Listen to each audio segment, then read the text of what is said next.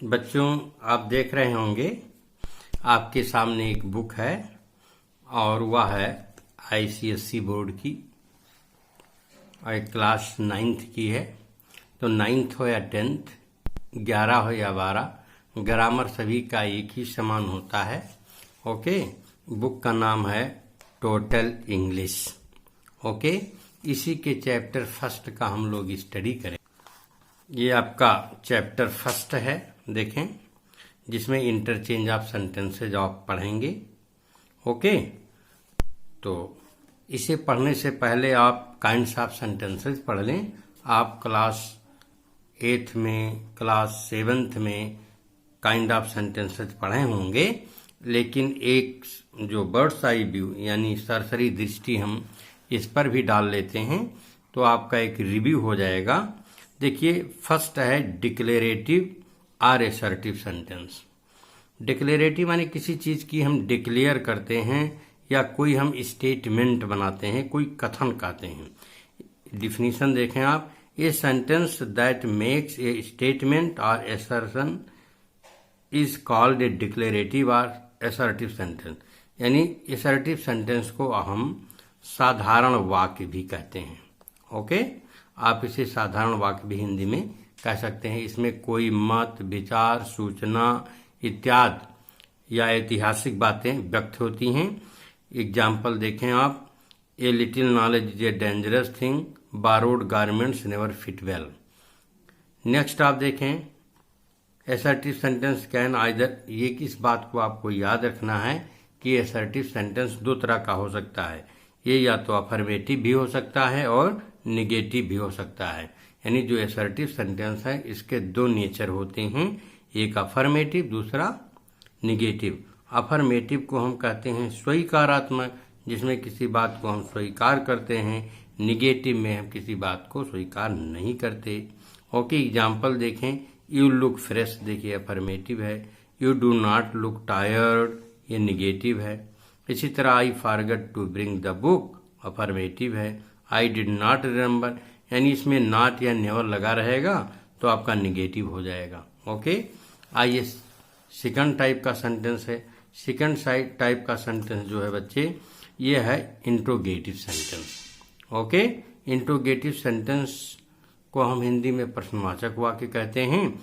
और इसकी डिफिनेशन अगर आप देखें तो ये sentence that asks A question is called N interrogative sentence.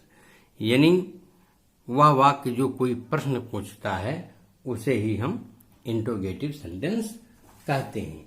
Okay, example भी लिखा हुआ आप देख सकते हैं। एग्जाम्पल यहां पर दिया हुआ है, देखिए, what do you want, where are you going. Okay, लेकिन एक चीज आपको यहां ध्यान रखना है कि जो आपका इंट्रोगेटिव सेंटेंस होता है ये इसके भी दो नेचर होते हैं, यानी दो प्रकार का होता है। ओके, फर्स्ट है जिसे हम कहते हैं yes or no type questions. Okay, yes or no type questions कहते हैं। Yes or no type questions क्यों कहते हैं? इसलिए कहते हैं क्योंकि ऐसे प्रश्नों का उत्तर यस या नो में दिया जा सकता है। जैसे एक एग्जाम्पल देखें, is your name Parul. Okay, question पूछा गया तो ऐसे प्रश्नों का उत्तर आप किस में देंगे? यस में देंगे। अगर आपका नाम पारुल है तो यस में देंगे, और अगर आपका पारुल नाम नहीं है तो आप नो में देंगे। इसीलिए इसको हम यस या नो क्वेश्चंस कहते हैं। एक चीज आपको इसमें विशेष ध्यान देना है कि जब इस तरह का सेंटेंस होगा तो जो हेल्पिंग वर्ब होगी, जिसे हम एसपीवी कहते हैं, ये हेल्पिंग वर्ब सब्जेक्ट से पहले होती है। ओके, इसके बाद में आप वर्ब लगाएंगे। पहले हेल्पिंग वर्ब, फिर आप सब्जेक्ट लिखेंगे, इसके बाद आप मेन वर्ब लिखेंगे। इसको एमवी कहते हैं। ओके, और जो दूसरा टाइप का क्वेश्चन होता है उसको हम कहते हैं QW क्यू। इसका मतलब क्या होता है? Question word question. Question word question, या इसको हम कहते हैं वर्ड क्वेश्चन भी कहते हैं। यानी इसमें जो क्वेश्चन वर्ड्स यूज किए जाते हैं उसमें मोस्टली यानी लगभग सभी में WH आता है। जैसे हु लिखेंगे या आप हुज लिखेंगे या आप हुम लिखेंगे, ओके, या आप व्हेयर लिखेंगे, यानी जो भी आप क्वेश्चन वर्ड लिखेंगे उसमें ये WH आता है। इसीलिए इसको हम फॉरवर्ड क्वेश्चन भी कहते हैं। और चूंकि ये प्रश्न खुद अपने आप में पूछते हैं इसलिए इनको क्वेश्चन वर्ड क्वेश्चन भी कहते हैं। एक हाउ शब्द है जिसमें WH नहीं आता है, ओके। तो इस तरह से जो क्वेश्चन वर्ड क्वेश्चन होंगे इसका आंसर आप यस या नो में नहीं दे सकते हो, इनका उत्तर नहीं दिया जा सकता, ओके। तो ये आप बात समझ गए होंगे। तो देखिए, what do you want, where are you going. आइए नेक्स्ट काइंड ऑफ सेंटेंस हम पढ़ते हैं। थर्ड है इम्परेटिव सेंटेंस। ये इम्परेटिव सेंटेंस क्या है? ये sentence that expresses a command और entreaty is called an imperative sentence. यानी जो इम्परेटिव सेंटेंस होता है वह आदेशात्मक वाक्य कहलाता है। इसे हम आज्ञार्थक वाक्य भी कहते हैं। अगर इम्परेटिव सेंटेंस की आप हिंदी देखें या हिंदी में आप इसे समझना चाहें, थोड़ा समझने में आसान होगी, तो इसको हम आज्ञार्थक वाक्य भी कहते हैं। यानी इससे जो आपका रिक्वेस्ट या कमांड का भाव व्यक्त होता है। कमांड मीन्स यहाँ आदेश होता है। एक चीज आपको यहाँ ध्यान रखना है कि जो आपका इम्परेटिव सेंटेंस होता है, ये इम्परेटिव सेंटेंस MB फर्स्ट से स्टार्ट होता है। इसके बाद में आपका जो है ऑब्जेक्टिव केस आता है, ठीक है, या कोई नाउन आ सकता है, लेकिन नाउन सब्जेक्टिव और ऑब्जेक्टिव दोनों केस में हो सकता है। जैसे आप लिख देंगे गिव मी ए पेन, देखिए ऑब्जेक्टिव केस आ गया। और जहां रिक्वेस्ट व्यक्त होता है उस रिक्वेस्ट माल में आपका एक तो काइंडली आएगा, काइंडली या प्लीज लिखा हुआ आता है। इसे आप खुद कर लेंगे, बहुत ही सरल होता है, समझ गए। अच्छा, एक चीज याद रखें कि अगर जो ये सेंटेंस अगर निगेटिव होता है तो इस निगेटिव सेंटेंस में ये डोंट से स्टार्ट होता है। और डोंट से ही क्यों स्टार्ट होता है? क्योंकि जब ये MB फर्स्ट से स्टार्ट होता है तो एक चीज याद रखें कि इसके पहले जो यू है यानी सेकंड पर्सन का प्रोनाउन ये अंडरस्टूड होता है और यू आपका प्लूरल में ट्रीट होता है, इसीलिए डोंट इसके पहले लगाते हैं। ओके, आगे देखें आप, एग्जाम्पल देख लें इसका। सिट डाउन, सिट डाउन का मतलब है बैठ जाइए। प्लीज ओपन द डोर, ये हो गया। अब आगे है आपका एक्सक्लामेटरी सेंटेंस। एक्सक्लामेटरी सेंटेंस को हिंदी में हम कहते हैं विस्मय बोधक वाक्य। यानी इसको अगर आप डिफाइन करेंगे तो है ये sentence that expresses strong feeling is called N exclamatory sentence. यानी वह वाक्य जो हमारी स्ट्रांग फीलिंग को अकस्मात व्यक्त करे उसे एक्सक्लामेटरी सेंटेंस कहते हैं। और एग्जाम्पल्स दिया हुआ देख ले, हुर्रा भी है वोन द मैच। ठीक है, जब आप मैच जीत जाते हैं या आपके देश की टीम जीत जाती है तब आप मारे खुशी कहते हैं हुर्रा, यानी खुशी भी और आश्चर्य भी, खुशी भरी आश्चर्य के साथ भी है वोन द मैच, हमने मैच जीत लिया। तो ये रहा आपका काइंड ऑफ सेंटेंसेस के विषय में एक छोटा सा परिचय। अब आप पढ़ेंगे इंटरचेंज ऑफ सेंटेंसेस। ओके, देखिए यहाँ पर कुछ खास बातें आपको ज्यादा ध्यान देने योग्य चीजें हैं कि जो इंटरचेंज है बच्चों, इस इंटरचेंज को कहते हैं पारस्परिक परिवर्तन। इंटरचेंज ऑफ सेंटेंसेस, पारस्परिक परिवर्तन। इसमें क्या होता है, देखिए इसी इंटरचेंज को हम ट्रांसफॉर्मेशन भी कहते हैं। ट्रांसफॉर्मेशन। अब ट्रांसफॉर्मेशन की हिंदी आप जानते हैं या ना जानते हो तो जान लीजिए, रूपांतरण। ट्रांसफॉर्मेशन को हम हिंदी में कहते हैं रूपांतरण। अब रूपांतरण का और जो है एक्सप्लेनेशन आप जान लीजिए, इसका मतलब होता है to change the form. To change the form, not the meaning. Okay, यानी कोई ऐसा सेंटेंस इस रूप में बदला जाए कि केवल उसका रूप ही बदले और अर्थ ना बदले।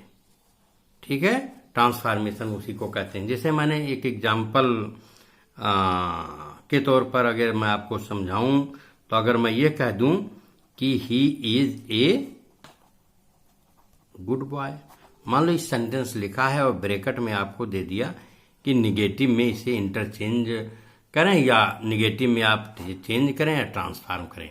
देखिए, चेंज में और ट्रांसफार्म में थोड़ा अंतर है। चेंज में अर्थ भी बदल जाता है, लेकिन ट्रांसफॉर्मेशन में जो है अर्थ नहीं बदलता। लेकिन जो आपके सिलेबस में है वह जो इंटरचेंज का मतलब यहाँ ट्रांसफॉर्मेशन ही है। जैसे he is a good boy, वह एक अच्छा लड़का है। अब आपको इसे निगेटिव में ट्रांसफॉर्म करना है तो आप उसे इस तरह करेंगे, he is not a bad boy. क्या कहेंगे? He is not a bad boy कहेंगे, यानी वह एक बुरा लड़का नहीं है। इसका मतलब वह एक अच्छा लड़का है। देखिए, सेंटेंस आपका निगेटिव हो गया लेकिन अर्थ वही है। ओके, तो इस तरह का जो सेंटेंस है उसमें अर्थ नहीं बदलता है, केवल वाक्य का रूप ही बदल जाता है। ओके, तो आइए हम देखते हैं वन बाय वन करके। देखें यहां पर आप affirmative and negative sentence. Affirmative and negative sentence बहुत ही इंपॉर्टेंट है। ओके, देखिए, जिसमें अगर सेंटेंस अफर्मेटिव है तो आपको निगेटिव में बनाना है, निगेटिव है तो अफर्मेटिव में आपको करना है। जैसे ओनली ये Prince can afford such a luxury, इस तरह की विलासता भरी चीजें या विलासता की चीजें केवल किसी राजकुमार के पास हो सकती हैं। ओके, तो इसको इन्होंने ट्रांसफॉर्म किया है, no one except a prince can afford such a luxury. Okay, next है she was doubtful whether it was correct. She was not sure, देखिए डाउटफुल का आपने यहां पर अपोजिट लगा दिया है। ओके, तो शी वॉज डाउटफुल के जगह पर नॉट श्योर करके आप लिख देंगे।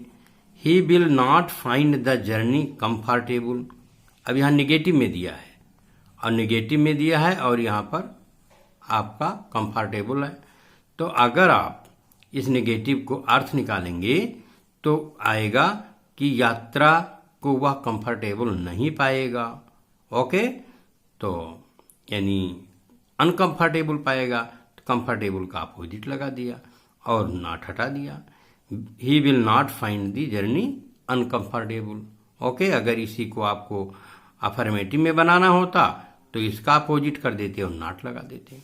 नेक्स्ट है no one denied that she was clever, इस बात से कोई नहीं इनकार किया कि वह चालाक थी या चालाक है। तो all affirmed that she was clever, all affirmed कर सकते हो या यहां पर और दूसरा शब्द भी यूज कर सकते हो, all admitted that she was clever. Okay, यानी डिनाइड का यहां पर अपोजिट लगा देना है। ओके, नो वन का मतलब कोई नहीं, इट मीन्स सभी। ओके, तो इस तरह से आप अगर करेंगे तो आप अफर्मेटिव से निगेटिव में ट्रांसफॉर्म कर ले जाएंगे। ओके, यहां पर मैं आपको कुछ और इम्पॉर्टेंट रूल्स बताऊंगा क्योंकि आपकी इस किताब में बहुत कम दिया हुआ है। ओके, इसलिए आप पूरे वीडियो को शुरू से अंत तक देखिए और यदि आप शुरू से अंत तक देखेंगे तो आप इसको बहुत अच्छे से समझ जाएंगे। ओके, तो देखिए, आप एकदम इसके बीच में मत करिएगा। देखिए, अगर आप अफर्मेटिव से निगेटिव में ट्रांसफॉर्म करें तो क्या करेंगे? सबसे पहले अगर कोई सेंटेंस अफर्मेटिव है तो उसमें क्या करेंगे? आप नॉट यूज करेंगे, किसके साथ में? उसका अपोजिट वर्ड लगा करके। यानी उसमें अगर एडजेक्टिव है या कोई ऐसा वर्ड है जिसका अपोजिट बनाया जा सकता है तो आप उसमें नॉट लगा देंगे। जैसे देखें, he is a good boy, मैंने लिख दिया था he is not a bad boy, not use किया और बैड ये प्रयोग कर दिया। ओके, अब डाउटफुल का आपने श्योर लिखा ही। और एक चीज देखें, आप यहां बहुत ध्यान दीजिएगा, इस सेंटेंस को आपको बनाना है। मैंने लिखा है Ram is visor then Mohan. इस सेंटेंस को आप देखिए, इसको आपको निगेटिव में ट्रांसफॉर्म करना है। तो आप निगेटिव में से कैसे ट्रांसफॉर्म करेंगे? Okay, Ram is visor then Mohan, यानी राम मोहन से वाइजर है। इसका हिंदी अगर आप देखें तो ये पाएंगे कि मोहन उतना वाइज नहीं है जितना कि राम, क्योंकि राम वाइजर है। अब आपको करना क्या है? निगेटिव बनाना है, यानी निगेटिव में ट्रांसफॉर्म करना है। तो निगेटिव में नॉट आप यूज करेंगे, लेकिन अर्थ वही आना चाहिए कि इसमें मोहन ही वाइजर है, यानी यहाँ पर राम वाइजर है मोहन से, अर्थ भी वही आना चाहिए और निगेटिव भी हो जाए। तो आप लिख सकते हैं Mohan is not so wise as Ram, यानी यहां पर नॉट का यूज करने के बाद में सो, फिर एडजेक्टिव की जो यहां कंपैरेटिव डिग्री थी उसको पॉजिटिव डिग्री लगा करके आप करेंगे। इट मीन्स आप इसमें नॉट यूज करिए और नॉट के साथ में सो, फिर एडजेक्टिव की पॉजिटिव डिग्री और फिर एज लगा करके आप बना देंगे। ओके, और देखिए दूसरी तरह का जो अभी आपने इसमें पढ़ा है कि यह सेंटेंस में एलोन आया हो। ओके, जैसे अभी आपने इसमें देखा था, आप देखें यहां पर एलोन या ओनली, दो शब्द हैं, ओनली और या एलोन। इसे देखिए, दोनों का एग्जाम्पल देख लीजिए आप, कि जैसे Sohan alone got the prize. ये मैंने सेंटेंस लिखा कि अकेले सोहन को ही प्राइज मिला। अब इसमें इस तरह भी सेंटेंस हो सकता है, ओनली सोहन, यानी यहां पर पहले हो सकता है only Sohan got the prize. Okay, यूं लिखें और आप लिख दें only Sohan got the prize. Okay, इस तरह लिख देंगे। यानी तो सेंटेंस में चाहे एलोन आया हो या ओनली आया हो, और आपको इसे निगेटिव में अगर ट्रांसफॉर्म करना है तो आप यूज करेंगे कि नन बट। ठीक, नन बट, यहां पर सोहन लिखिए, सोहन गॉट द प्राइज। बहुत ही इंपॉर्टेंट है, इसे आप ध्यान में रखेंगे। ओके, और आप ध्यान दीजिए कि आपको सेंटेंस इस तरह भी लिखा मिल सकता है, जैसे he is too weak to walk. मान लो ये सेंटेंस आपके पेपर में आ गया और इसमें आपको दे दिया कि रिमूव टू को हटाइए, या लिखा गया इसे आप नेगेटिव में ट्रांसफॉर्म करें। तब आप क्या करेंगे? देखें, बहुत ही इंपॉर्टेंट है, और इसी तरह से आप करेंगे तो यह बनेगा आपका he is so weak that he can not walk. ये देखिए, इसी तरह से कोई भी सेंटेंस हो आप उसे कर लेंगे। Okay, he is too weak to walk, यहां पर मैंने सो लगाया, ओके, फिर एडजेक्टिव लगाया, इसके बाद दैट से इधर सेंटेंस को बनाया है, और देखिए कैन नॉट आ गया है। एक चीज याद रखें, अगर यहां इज की जगह पर वाज होगा तो यहां पर वाज आप लगाएंगे और कैन की जगह पर कुड कर देंगे। ओके, तो ये बहुत ही इंपॉर्टेंट है, ये आपकी किताब में थोड़ा उतना नहीं दिया हुआ है, लेकिन इन सभी चीजों को आप याद रखेंगे, तभी आप कंप्लीट रूप से इसे जान पाएंगे। एक सेंटेंस और लिखता हूं, वो बहुत ही इंपॉर्टेंट है, कंपटीशन में भी आता है और आपके पेपर में भी आ सकता है। ठीक, as soon as I reached school. ठीक, फिर आप लिख दीजिए द बेल रैंग। इस तरह का अगर सेंटेंस है तो आप कैसे बनाएंगे? As soon as I reached school the bell rang, घंटी बज गई। अब आगे आपके ब्रैकेट में लिखा है ट्रांसफार्म या interchange into negative, transform into negative. फिर आप क्या करेंगे, एक आप एग्जाम्पल के तौर पे रट लीजिए यानी लर्न कर लीजिए, और इसके बाद फिर आप चाहे जिस तरह का भी आएगा आप कर लेंगे। ओके, अच्छा तो आप कैसे करेंगे, जब इस तरह का दिया हो आप सेंटेंस को पहले देख लीजिए, एज सून एज से स्टार्ट है, और दूसरा ये पास्ट इंडेफिनिट टेंस का है। हिंदी है जैसे ही मैं स्कूल पहुंचा घंटी बज गई, यानी मेरे स्कूल पहुंचते ही घंटी बज गई। ओके, तो यहां क्या हुआ कि मेरा स्कूल पहुंचना और घंटी का बजना दोनों एक ही समय पर हुआ है। तो इस तरह का जब सेंटेंस आप बनाएं तो इसे स्टार्ट करें आप नो सूनर, इसे इन्वर्जन कहते हैं, नो सूनर। इसके बाद टेंस यहां देख लीजिए पास्ट है तो यहां आप डिड लगाइएगा, या इसमें कोई अगर हेल्पिंग वर्ब लगी होती तो आप हेल्पिंग वर्ब यहीं पर लगाते। नो सूनर डिड आई, अब यहां डिड लगा दिया तो आप रीच लगा दो। No sooner did I reach school, ये करिए।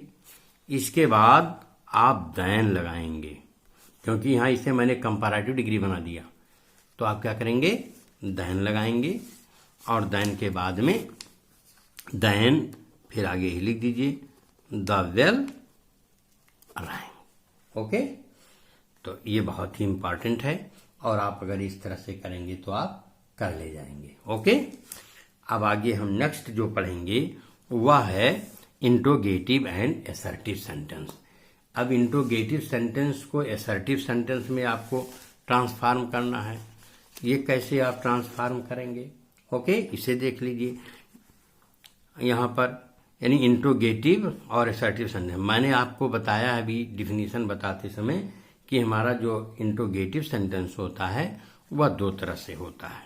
ओके, इसमें आपको एक बहुत विशेष चीजें ध्यान देना है।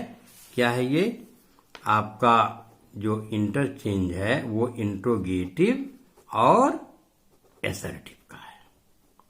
ओके, इंट्रोगेटिव आप जानते हैं, असर्टिव भी आप जानते हैं कि ये दो तरह का होता है, एक अफर्मेटिव होता है और एक निगेटिव होता है।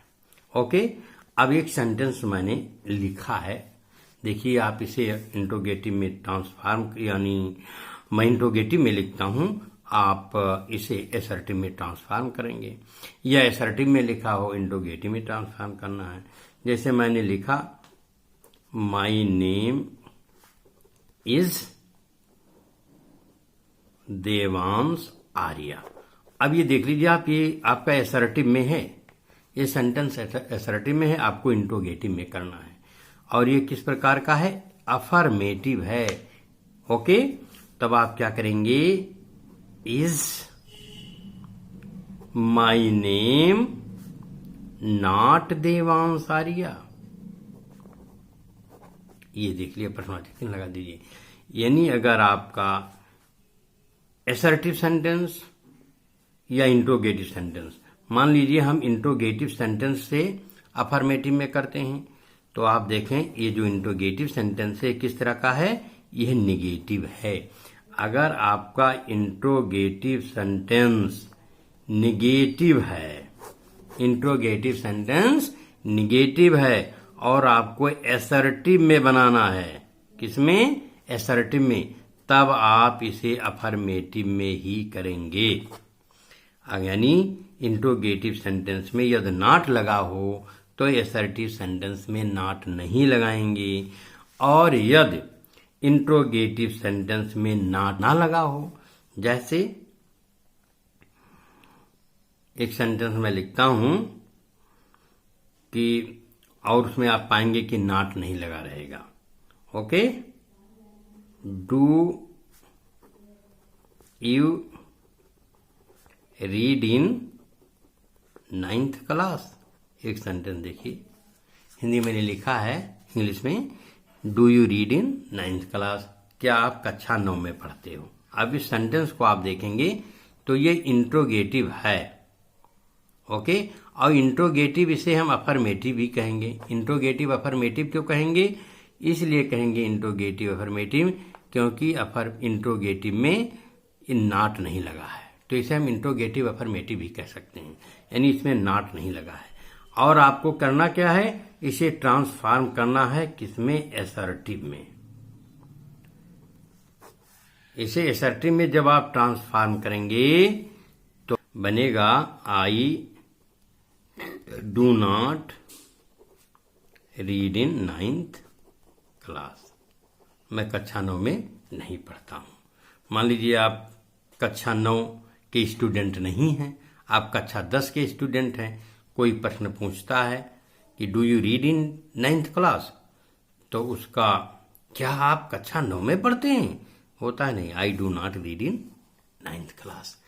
ये यहाँ पर जो कहने का मतलब ये है बच्चों कि जो आपका इंट्रोगेटिव सेंटेंस है, अगर उसको आपको एसर्टिव में ट्रांसफॉर्म करना है और ये इंट्रोगेटिव सेंटेंस में नॉट नहीं लगा है, तो आप एसर्टिव में आप उसे बनाएंगे निगेटिव कर देना, okay.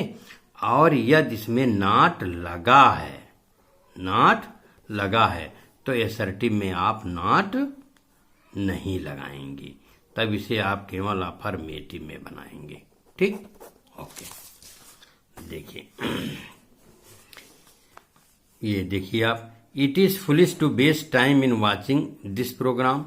Why waste time in watching this programme, we could not succeed without hard work. यहां पर देख लीजिए, ये तो इसमें क्वेश्चन वर्ड यूज किया गया है, अभी उसको मैं आपको बताता हूं, लेकिन यहां पर आप सेकंड सेंटेंस देख लीजिए। जो सेकंड सेंटेंस है वह इसी तरह का है, we could not succeed without hard work. हम कठिन परिश्रम के बिना सफल नहीं हो सकते। अब देखिए, इसमें नॉट लगा है, तो है could be succeed without hard work, क्या बिना कठिन परिश्रम के हम सफल हो सकते हैं। और इसके बाद आया है who believes in his tall talk, उसके लंबे लंबे बातों में कौन विश्वास करेगा, तो होगा नो वन बिलीव्स करता है, तो no one believes in his tall talk. फिर यहां पर देखें आप, ये इंट्रोगेटिव सेंटेंस है, इसमें नॉट लगा है, तो जब नॉट लगा होगा इंट्रोगेटिव सेंटेंस में, तो जो एसर्टिव बनेगा वह अफर्मेटिव हो जाएगा, यानी उसमें नॉट नहीं लगेगा। जैसे यहां पर आप देखिए, is he not wise to agree with his superior, is he not wise to agree with his superior, तो he is wise to agree with his superior. इसे आप एसर्टिव में कर दिए और अफर्मेटिव में हो जाएगा, ओके। तो इस प्रकार से आप इंट्रोगेटिव सेंटेंस को एसर्टिव सेंटेंस में इसी तरह से ट्रांसफॉर्म करेंगे, ओके। एग्जाम्पल्स दिए हुए हैं, देखिए, can I ever win the first prize. यहां पर देखिए आप, ईवर आया है, अगर सेंटेंस में ईवर आया हुआ हो तो ईवर को आप बदल दो नेवर में, क्योंकि ये तो इंट्रोगेटिव आपका है और इंट्रोगेटिव अफर्मेटिव है, यानी इसमें नॉट नहीं लगा हुआ है। लेकिन जब आप एसर्टिव में ट्रांसफॉर्म करोगे तो आप लगा दोगे। देखिए यहाँ पर ईवर को मैंने निगेटिव में चेंज कर दिया, यहाँ पर नॉट नहीं लगा था, तो I can never win the first prize. इसी तरह इज लव नॉट ब्लाइंड, क्या प्रेम अंधा नहीं होता, यहाँ पर देखिए तो उत्तर होगा नहीं, प्रेम तो अंधा ही होता है, तो लव इज ब्लाइंड। यानी अगर आपका इंट्रोगेटिव निगेटिव में है तो एसर्टिव में वो अफर्मेटिव रहेगा। Did he not purchase a new scooter yesterday, क्या उसने कल एक नया कार स्कूटर नहीं खरीदा था, तो आ गया कि बिल्कुल खरीदा था। यहाँ नॉट लगा है तो इसमें लगेगा कि उसने कल एक नया कार खरीदा। Who would not like to be rich, कौन धनी होना नहीं चाहेगा। अगर इस तरह का सेंटेंस हो, who would not like to be rich, तो आप हु के स्थान पर लिख देंगे एवरीवन या ऑल, ठीक, या everybody would like to be rich, तो हु को आप इसी में बदल देंगे। किस में बदल सकते हैं हु को आप एवरीबॉडी में बदल सकते हैं, ऑल में बदल सकते हैं और एवरीवन में बदल सकते हैं। व्हेन कैन द पैट्रियाट्स डाई, ये समय की बात हो रही कि जो देशभक्त हैं वह कब मरेंगे, मतलब देशभक्त हैं वो कभी मरते नहीं। यहाँ इंट्रोगेटिव है लेकिन इसमें नॉट नहीं लगा हुआ है, लेकिन और तो आप इसे क्या करेंगे, निगेटिव बनाएंगे। द पैट्रियाट्स कैन नेवर डाई, पैट्रियाट्स कभी नहीं मरते या नहीं मर सकेंगे, ओके। इस तरह से आप करेंगे, इंट्रोगेटिव सेंटेंस को असर्टिव में बदलेंगे। अब कुछ एग्जाम्पल्स और ऐसे दिए हैं जिसमें कि जो इंट्रोगेटिव है उसको असर्टिव में ट्रांसफॉर्म करना है, जिसमें क्वेश्चन वर्ड यूज किए गए हैं। What if you do not help me, क्या यदि आप मेरी हेल्प नहीं करोगे, हैं, तो इसका मतलब होता है कोई फर्क नहीं पड़ेगा। तो अगर इस तरह का हो, what if you do not help me, इस तरह का सेंटेंस दिया हो तो आप इसे इस तरह स्टार्ट करें, it does not matter if you do not help me. Okay, यहाँ पर डू नॉट हेल्प तो आपको लगाना ही लगाना है। अब चूंकि व्हाट इफ को भी आपको इंट्रोगेटिव में, ये इंट्रोगेटिव में है, आपको निगेटिव में करना है, तो आप इस तरह से ही आप लर्न कर लें। It does not matter, why waste time in this fruitless occupation, fruitless occupation में समय क्यों बर्बाद किया जाए। ओके, तो इसे आप यानी it is extremely foolish to waste time in this fruitless occupation, इस तरह कर देंगे। ओके, और इसी तरह से what though be happen to be late, यदि मुझे देर हो जाता है तो फिर क्या, why waste time in reading trash, it does not matter much to be happen to be late, why waste time in reading trash, it is extremely foolish to waste time in reading trash. तो इस प्रकार से ये important है। देखिए PC rain grammarian की जो book है उसका है, तो ये बहुत स्पेशल हैं। इसी टाइप के सेंटेंस आपके पेपर में आएंगे और आते। अब आगे हम देखते हैं एक्सक्लामेटरी सेंटेंस को असर्टिव सेंटेंस में कैसे ट्रांसफॉर्म करेंगे। ओके, अब यहाँ देखिए, how beautiful the moon is, ये दिया है। अगर सेंटेंस में हाउ या व्हाट दिया हो, क्या दिया हो, ये हाउ दिया ही है, और अगर व्हाट लिखा है, okay, what a beautiful bird you are, इस तरह का, तो आप क्या करेंगे, हाउ को हटा देंगे और उसमें जो उचित होगा, वेरी या ग्रेट, जो उचित हो इसी को लगा देंगे। और जो सेंटेंस होता है एक्सक्लामेटरी सेंटेंस, आप इसे पहले समझ लें, एक्सक्लामेटरी सेंटेंस के अंत में साइन ऑफ एक्सक्लेमेशन होता है, यानी यह एक्सक्लामेटरी सेंटेंस होता है और आपको इसे असर्टिव में बनाना है, यानी फुल स्टॉप लगाना है। The moon is very beautiful, see here. Second sentence है that we were at home again, तो मतलब कि क्या हम घर पर पुनः होंगे, एक्सक्लामेटरी है। देखिए, तो घर पर पुनः होने की मेरी इच्छा है, विश है, we wish that we were at home again. इसी तरह से it is sad to think that all good things come to an end, बड़े दुख की बात है कि सभी अच्छी चीजों का अंत होता है। अब यहाँ पर अगर इट इज सैड आ जाए तो आप लास्ट में उसे कर दीजिए, बस इट इज सैड आपका हट जाएगा। यहाँ it is sad to think that तक पूरा, alas all good things come to an, all good things should come, क्योंकि वर्ब आपको लगाना है, should come to an end. It was a horrible moment, it was a horrible moment, यहाँ पर आप देख लीजिए ये आपका असर्टिव सेंटेंस है, इसको एक्सक्लेमेटरी करना है। तो हॉरिबल का मतलब होती है बहुत डरावना, तो what A horrible moment it was. Okay, इस तरह से आप बना लेंगे।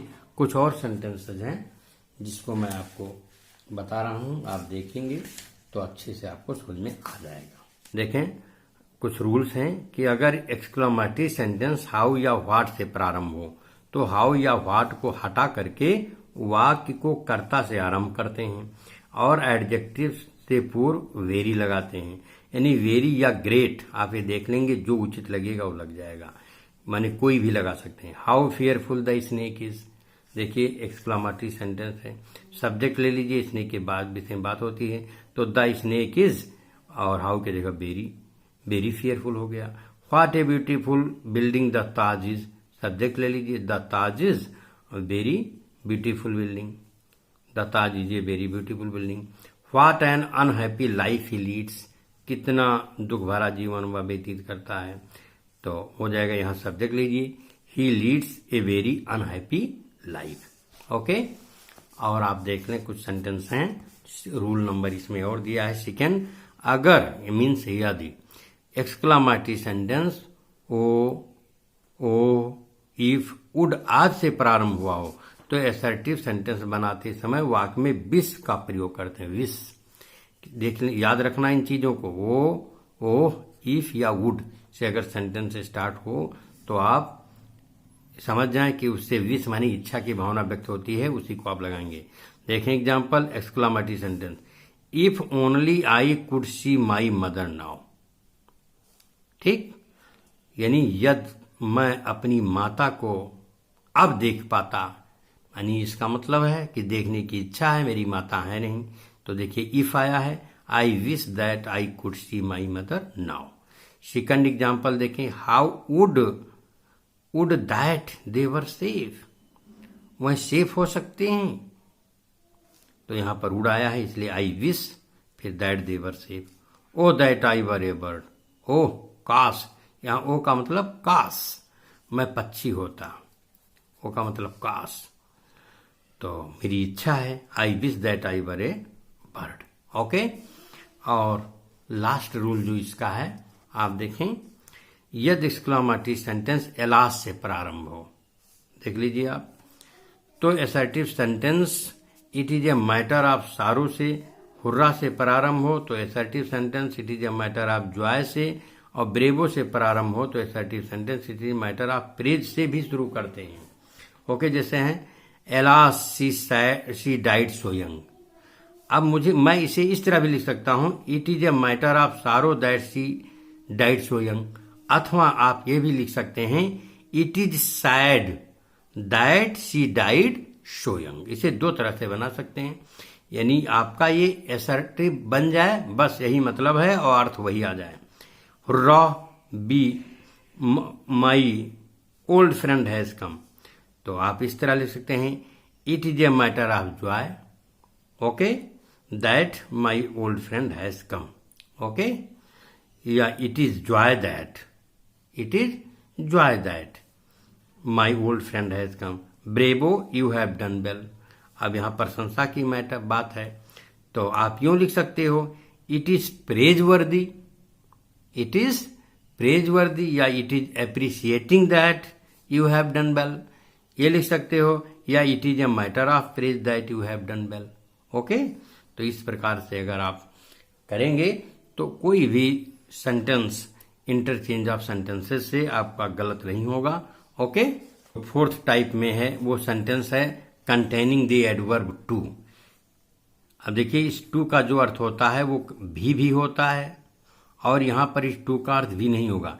टू का मतलब होता है मोर देन नीडेड, या एक्सट्रीमली, वेरी मच, और या एक्सेस, इसका अर्थ एक्सेस होता है, और एवरीथिंग एक्सेस इज बैड, यानी जो ये टू है इसका अर्थ निगेटिव में लिया जाता है। ओके, इसका अर्थ निगेटिव में जाता है। आइए सेंटेंस को देखते हैं, these mangoes are too cheap to be fresh. अब यहां पर देखें, यानी ये मैंगो इतने सस्ते हैं कि ताजे नहीं हो सकते, इसलिए निगेटिव अर्थ देता है कि भाई इतना सस्ता है तो ताजा कैसे हो सकता। मैंने आपको ये चीज पहले ही बता दिया है, लेकिन फिर भी आप देख लीजिए, these mangoes are so cheap, यहाँ टू की जगह पर आप सो लगाएंगे, और इसके बाद एडजेक्टिव के बाद दैट, और मैंगोज के लिए प्रोनाउन आप लगा देंगे दे, और चूंकि ये प्रेजेंट में है इसलिए कैन नॉट, फिर बी फ्रेश आप लगा देंगे। यही अगर वाज या वर होता तो यहां पर कुड हो जाता है। He is too strong to be defeated, वह इतना स्ट्रांग है कि उसे डिफीट नहीं किया जा सकता। तो he is so strong that he can not be defeated, यूं देखें। The hall is so small that all can not B accommodated, hall इतना छोटा है कि सभी लोग उसमें नहीं आ सकते हैं। द हॉल, अब देखिए यहाँ पर आपको टू इंसर्ट करना है। ओके, ये और ये पूरा कैन नॉट तक हटा दीजिए, और जो वर्ब है ओके उसके पहले आप जो है अब वो लगा देंगे too. The hall is too small to accommodate all. Okay, he speaks so softly that he can not be heard, वह इतना धीरे से बोलता है कि सुना नहीं जा सकता। अब देखिए क्या करेंगे, ही स्पीक्स, सो के जगह पर टू कर दे बच्चों, सॉफ्टली, और इसके बाद में ये हटा दीजिए, और चूंकि ये पैसिव वॉइस में है तो टू लगा कर दीजिए, to be heard, he speaks too softly to be heard. अब एक चीज इसमें और आपको पढ़ना है, बहुत ही इम्पॉर्टेंट है। मैं चूंकि वीडियो बड़ा हो जा रहा है, लेकिन मैं चाहता हूं एक ही वीडियो में आपका पूरा कंप्लीट हो जाए। ओके, तो यहाँ पर डिग्री ऑफ कंपैरिजन का भी आपको इसमें स्टडी करना है। ओके, पहले इसको आप पढ़ लीजिए, इसके बाद मैं आपको एग्जाम्पल दे करके और बताएंगे, और यदि आप उसे पूरा अच्छे से देख लेंगे तो ये आपका चैप्टर फिनिश हो जाएगा, हमेशा हमेशा के लिए हो जाएगा। देखिए, डिग्री ऑफ कंपैरिजन ये होती हैं जो हमारे एडजेक्टिव्स होती हैं, उसकी डिग्रियां होती हैं। इसमें हमें क्या करना है, it is possible to change the degree of comparison of an adjective और adverb in a sentence without changing its meaning. यानी जो हमारा एडजेक्टिव है और एडवर्ब है, इसकी डिग्री होती है, और डिग्री ऑफ कंपैरिजन को हम चेंज कर दें लेकिन उसका अर्थ ना बदले, यही चीज आपको स्टडी करना है। जैसे आलोक इज टालर देन रवि, यहाँ देखें, अर्थ है कि आलोक जो है रवि से लंबा है। ये कंपैरेटिव है, पॉजिटिव में करना है, यानी आपको टाल यूज करना है। इसका मतलब ये हुआ कि रवि उतना लंबा नहीं है जितना कि अशोक। तो रवि इज नॉट एज टाल एज अशोक, यानी रवि अशोक के बराबर लंबा नहीं है। यहां पर एज टाल एज की जगह पर अगर आप शो टाल एज प्रयोग करें तो ज्यादा अच्छा होगा, और यही सही होता है। यानी रवि इज नॉट सो टाल एज अशोक, यानी रवि उतना लंबा नहीं है जितना कि अशोक।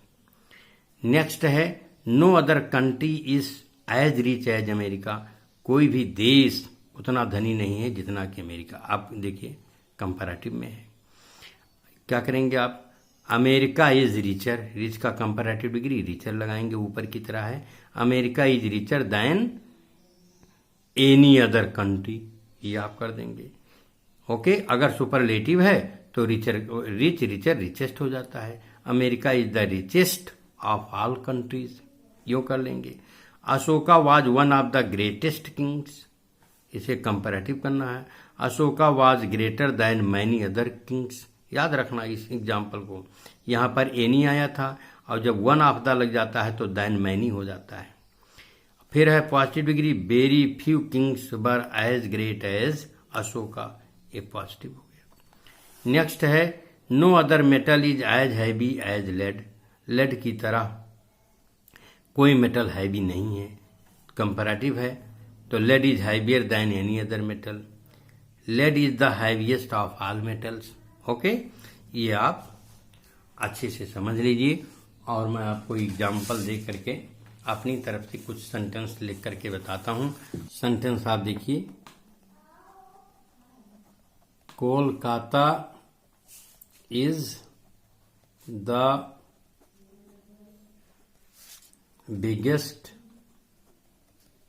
सिटी ऑफ इंडिया, ये लिखा है, ये लिखा है बिगेस्ट, ये आपका है सुपरलेटिव डिग्री में, जिसको हम एसडी कहेंगे। अगर इसको आपको कंपैरेटिव डिग्री यानी सीडी में करना है तो आप कैसे बनाएंगे, आप क्यों लिखेंगे, Kolkata is bigger than any other city of India.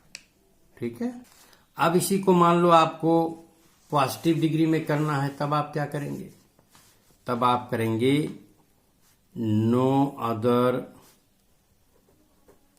City of India is as big as Kolkata, यूं लिख देंगे। अब यहां पर देखिए आप, बिग, बिगर और बिगेस्ट, ये आप इन एग्जाम्पल्स को याद कर लीजिए। ओके, अगर यही सेंटेंस आपका कुछ इस तरह का लिखा होता, जैसे मैं लिखता इस तरह का, अगर जैसे देखिए मैं लिख रहा हूं, Kolkata is one of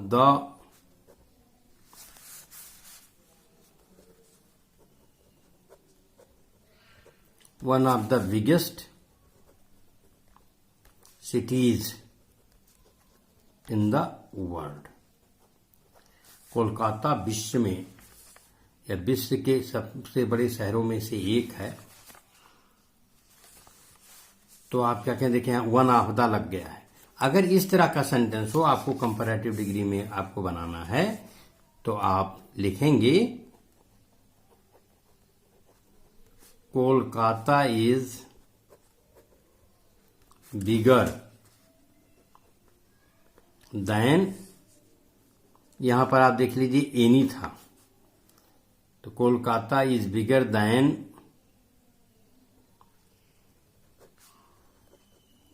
many other cities in the world. इस तरह आप लिख सकते हैं। ओके, आप देख लीजिए, अगर आपको इसी को पॉजिटिव डिग्री में करना है, यानी बिग इस जगह पर लगाना है, तब आप क्या करेंगे, इस अगर वन ऑफ द बिगेस्ट या one of the greatest, one of the largest करके आपको सेंटेंस मिलता है सुपरलेटिव डिग्री का, और उसे आपको पॉजिटिव डिग्री में करना है, तो आप वेरी फ्यू से स्टार्ट कीजिए। Very few cities in the world are as big as Kolkata. Okay, ये आपका पॉजिटिव डिग्री में हो गया, ये आपका कंपैरेटिव डिग्री में हो गया, और ये आपका एसडी यानी सुपरलेटिव डिग्री में हो गया। ओके, तो आई होप आपको ये चैप्टर अच्छे से समझ में आ गया होगा, और यदि आप मेरे इस चैनल पर नए हो तो आप इसे सब्सक्राइब अवश्य कर लेना। ओके,